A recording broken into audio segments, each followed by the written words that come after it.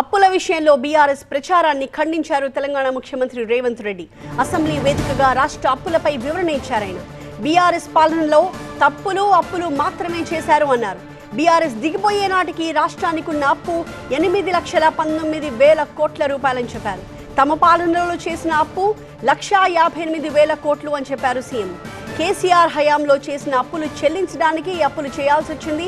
ఇప్పటిదాకా అసలు వడ్డీ కలిపి 1,53,000 కోట్లు చెల్లించామని చెప్పారు సీఎం. నేనున్నా ఛాలెంజ్ అవుట్ స్టాండింగ్ డెబిట్స్ 1/12/2023 నాటికి అప్పులు 6,69,257 కోట్లు. అదేవిధంగా పెండింగ్ బిల్స్ అంటే ఎంప్లాయీస్వి, క్యాపిటల్ వర్క్స్ అంటే ఇన్ఫ్రాస్ట్రక్చర్ చేసిన వర్కులవి, స్కీమ్స్ ఇవి 40,154 కోట్లు. అదేవిధంగా అదర్ పెండింగ్ బిల్స్ అంటే డిస్కామ్స్కి, ఎనర్జీ డ్యూసు, సింగరేణి ఇట్లాంటి సంస్థలలో రాష్ట్ర ప్రభుత్వం వాళ్ళ దగ్గర కొన్నది. డిస్కామ్స్ ప్రైవేట్ సంస్థలు లాంటివి అంటే గవర్నమెంట్కి వాళ్ళు సపరేట్ ఎంటిటీ కార్పొరేషన్స్. సింగరేణి ఒక కార్పొరేషన్, అది ప్రైవేట్ ఎంటిటీని. అట్లే విధంగా SC ST sub plan backlog payments 1,09,740 కోట్లు.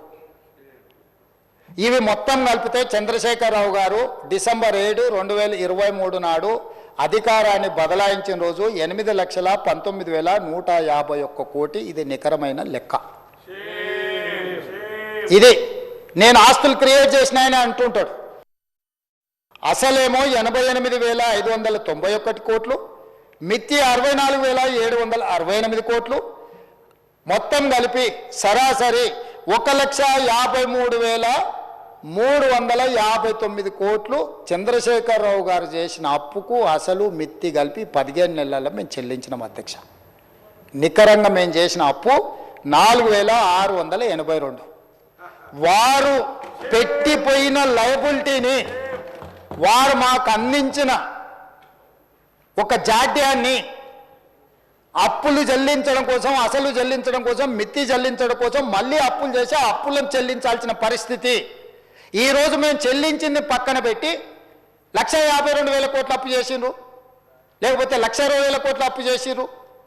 మా మీద బురద చల్లే ప్రయత్నం చేస్తున్నారు.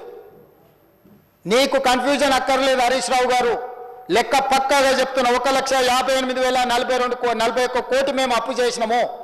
నువ్వు నీ మామగారు చేసిన అప్పుకు అసలు 88,591 కోటి, మిత్తి 64,765 కోట్లు, మొత్తం కలిపి 1,53,359 కోట్ల రూపాయలు మేము చెల్లించినాము.